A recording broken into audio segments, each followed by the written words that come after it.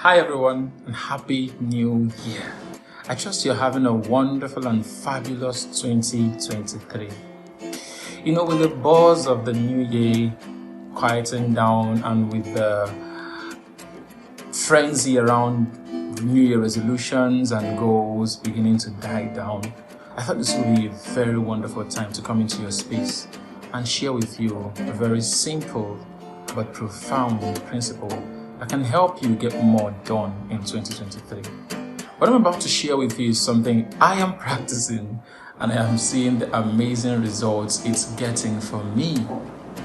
You see, I've come to realize that oftentimes the challenge most people have with following through on their goals or their resolutions is not that they were unserious when they met the goals.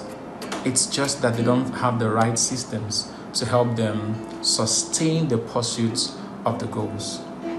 Now, this is going to be the first of a series of videos on my thoughts, ideas, and insights regarding different areas of life growth and learning. But I felt this would be a very important one to start with because a lot of us have goals. If you're like me, you have goals, and some of those goals are very big goals. And the challenge oftentimes is that because of how big the goals are, we go at it with the initial motivation. I want to get this done. Let me give an example. You want to build some muscles this year, right?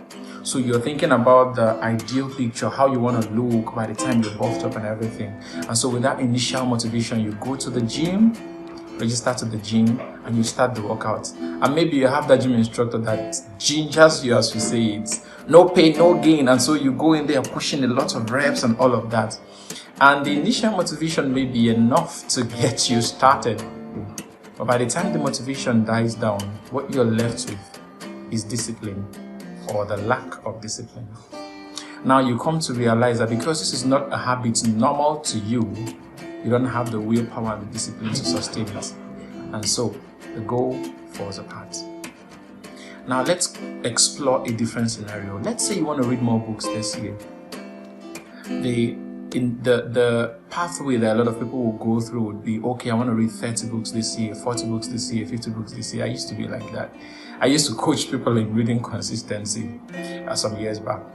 But the challenge with that is that it sets you on a system where from the start you're trying to be who you are not or to do what you cannot do normally. And so on the days you don't have the willpower, it may fail.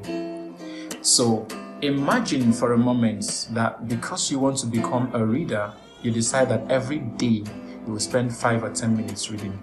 It doesn't seem like much. It doesn't seem like too much of a time. It doesn't seem serious for someone who's trying to start reading. But stretch it out over a year and you see the impact of it. So if you're going to read 10 minutes every day, it means at the end of 365 days, you're going to be spending 3,650 minutes on reading. That is 61 hours, approximately 61 hours. Now, if you consider the fact that the average book takes about 4 to 5 hours to complete, that means at the end of the year, you would have read at least 10 to 12 books. Now, can I ask you, how many books did you read last year again? Now you see the power of compounding tiny habits. And that's what I want to share with you today. If you want to sustain your goals, instead of going hard and trying to do what you cannot do, start with tiny steps, tiny habits. What James Clear, the author of Atomic Habits, calls atomic habits. Start with atomic habits. Simple steps that you can effect every day, even on days you don't have the willpower, to ensure that you build a habit and then you can build on that to sustain your goals. I hope this finds you well. Till next time, enjoy and have a wonderful 2023.